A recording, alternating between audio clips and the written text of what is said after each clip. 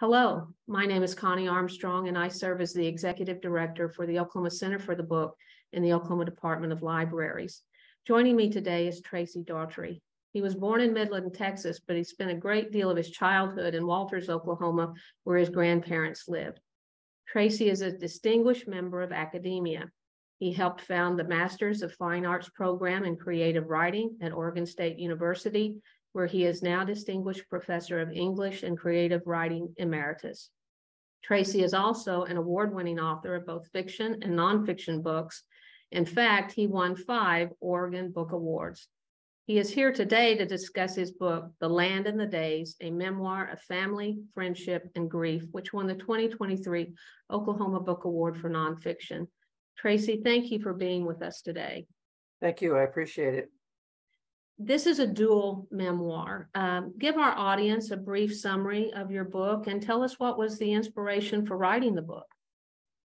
The 2 memoirs were actually written separately in the beginning. I did not think of them as joining together. That was really the suggestion of my editor at the University of Oklahoma Press, Kent Caldwell. So I credit him for seeing that the 2 memoirs spoke to each other.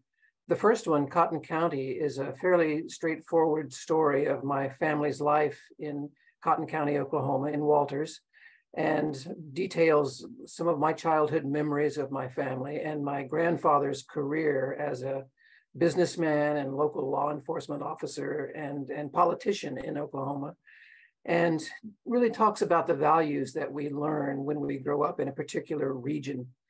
The second memoir is focused more on the present day, and I've reached an age, unfortunately, where I'm very aware of my mortality. I've lost a lot of good friends and family members in recent years, and that was the inspiration really for the whole book, thinking about the people that I've loved and lost, and reminiscing about the past and trying to understand, how valuable those past experiences are and were.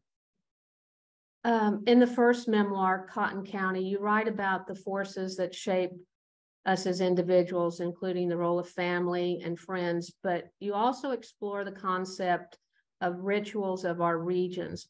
What are those and how do they impact our lives?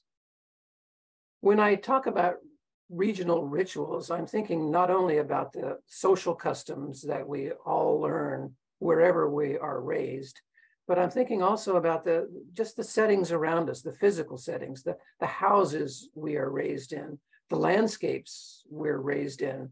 I've really always believed that not only our bodily movements, our metabolisms, but our thought patterns and our language, our speech really come from those regions that shape us as children. If you grow up in a flat desert, your body movements are going to be different, I think, than somebody who grows up in a hilly, rolling pasture kind of landscape, or somebody who's on the edge of the ocean when they grow up. And I think those bodily rhythms affect our speech. So we learn those. We learn social customs, how we meet with our families or don't for meals in the evenings. Those habits of just daily family life really get into our speech and our bodies. And those are the rituals I'm talking about that shape our values. We may not think consciously about what are my values, but I think they're in our bodies. And that's really what I'm talking about. That is so interesting. Well, in the second memoir, The Earthly Archives, your focus is on death and grief, creativity, and the meaning of memory. Explain the importance of memory for us. As I mentioned, I've lost a lot of, I lost a lot of family members and friends in recent years, and that set me to thinking about the past. And we all have different ways of coping with grief, and we all will face that at some point in our lives. My way of coping with it is largely through the literature and the art that I've loved all my life. I turn to poetry, I turn to art for solace. And those things, of course, enter our memories as well. So when I think about the people I've loved, I also think about certain poems or certain works of art that I associate with those people or with certain times of my life. And so those become mixed into the memories. And for a writer, this is fascinating territory. When I think about the past, I wonder how much of it I'm actually remembering or how much I'm imagining as well, based on things I've heard or things I suspect, things that I've read that get mixed into my memories. And so that's, I think, one of the powers of memoir is to explore that connection between memory and imagination and how it shapes the stories we tell about our own lives. You mentioned you turned to poetry, and I recently saw the documentary by Rory Kennedy entitled Ethel, and she talks about her father, Robert Kennedy, and after John Kennedy was assassinated, he really turned to the classics, to the Greeks and their poetry and prose, and how that helped him get through it. That's very interesting. Last year at the National Book Festival, the theme was Books Bring Us Together. How does your book, The Land and the Days, bring people together, do you think? I think of the book as an invitation to the reader. And I've always thought of books that way, that it's not just a writer offering a book to a reader. It is a writer inviting the reader to join in the making of that book. I really believe that strongly, that a book is not finished until the reader reads it. The writer lets it go. The reader has to finish it. It's not about a memoir is, a personal story. So I'm offering my story to readers, but I'm not doing that in the spirit of saying, look at me and see how great my story is. I'm offering it in the spirit of an invitation. Here's my story. Here's what I've witnessed in life. How does this relate to what you've witnessed in life? I really want the reader to think about their own lives. So it's an offer to join me in thinking about the past and to meditate on the past. And so in that way, I hope it brings people together. So is that what you want people to take away from your book after they read it, that what is your? It really is. I don't think, sometimes we hear writers talk about, I'm trying to send a message, or I'm trying to tell people how they should think or behave. And I don't think a writer's place is that at all. I do think of it as an invitation to meditate on these things together. Well, we've talked a little bit about the book now, so let's talk a little bit more about you. When did you first realize that you wanted to become a writer? That happened very early on in my case, and I consider myself lucky in that regard, that I knew from an early age that I wanted to focus on reading and writing. And it really does go back to the Oklahoma roots. My grandfather, after whom I was named, Tracy Daugherty in Walters, Oklahoma, as I mentioned before, he was a politician. And so my first encounter with written language was through him. I would see his speeches that he wrote to deliver. He was a state representative for many years in Oklahoma. And so I would see him write his speeches and I would hear him deliver those speeches. So he impressed me with the power of words very early on. I saw what words could do. And it was also a thrill to see his name, which was my name, in print. I liked that. So that was a very early experience for me. So I was just from the very beginning, through him, intrigued by words on the page. Describe for us your writing process. Do you have a particular space like you like to seclude yourself in, or any particular habits that you do when you write that you follow? Well, habit, I think, is the important word here. I think in order to get any writing done, no matter what the rest of your life is like, whether you have a lot of free time or you have very little free time, if you develop a habit and do it every day, pretty much at the same time in the same way, you're going to get work done. I hear people complain all the time, I don't have enough time to write during the day. I've only got half an hour. Well, if you got half an hour, but you use it every single day, you're going to get a lot done in a year. Just think about how many pages you could crank out in that time if you make it a habit and do it.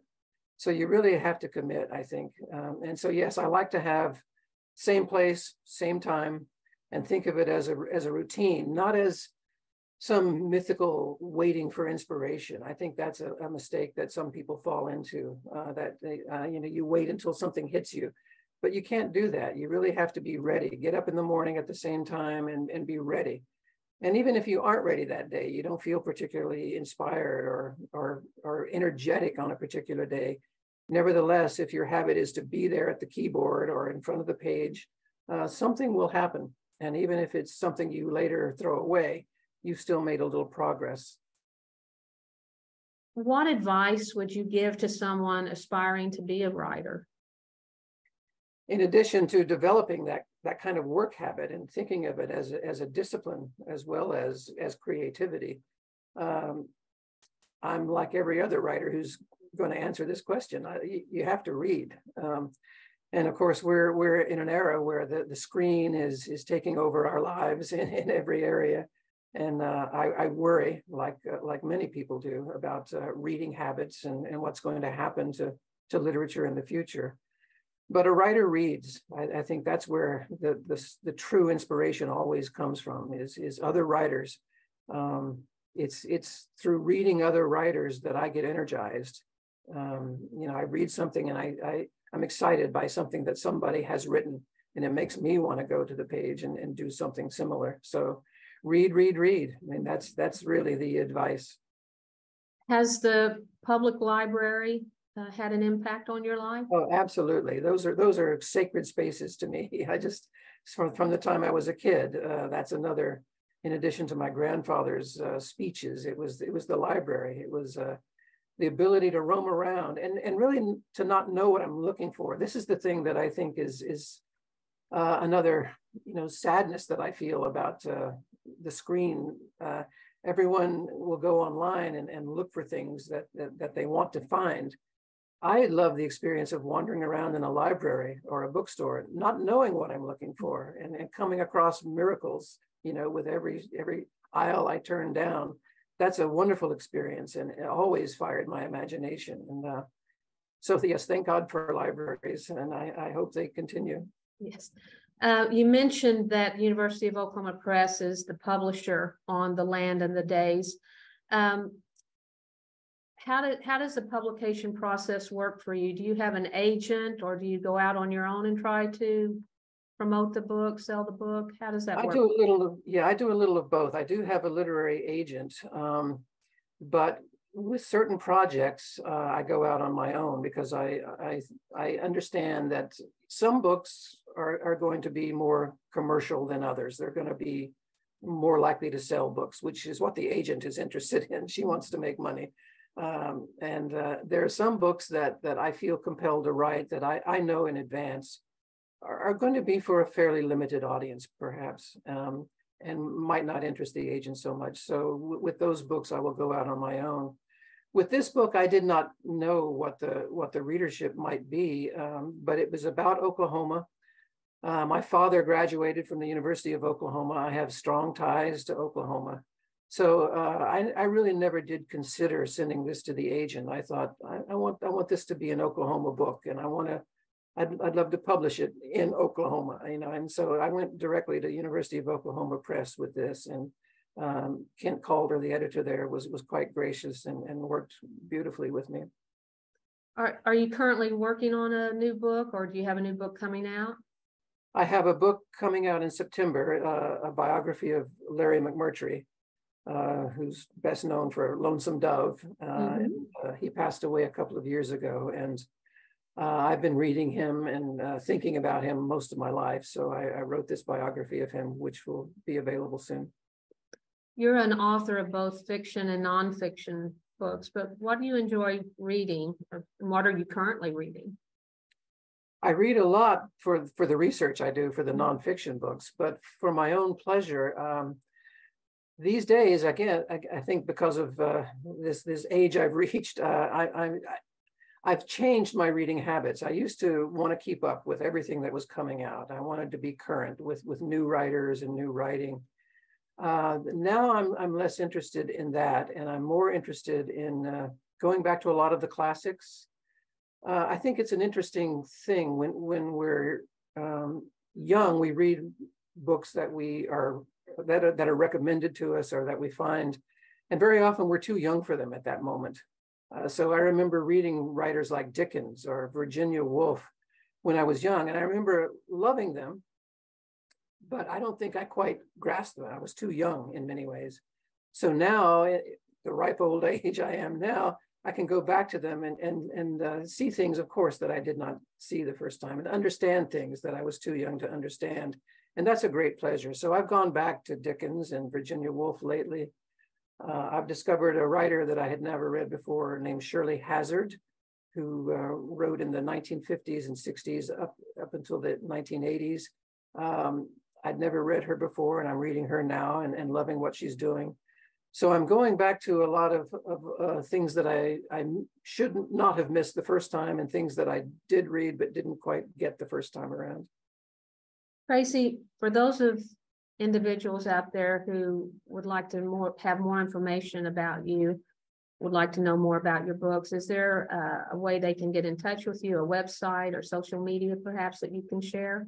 I have a website. It's just tracydaugherty.com. It's my full name all together in one word, .com. And that has all the information on it about what I'm up to. So, Tracy, it's been a pleasure talking with you today. Again, the name of the book is The Land and the Days. And we have certainly enjoyed you, and congratulations on the 2023 Oklahoma Book Award for nonfiction. thank you so much, Connie.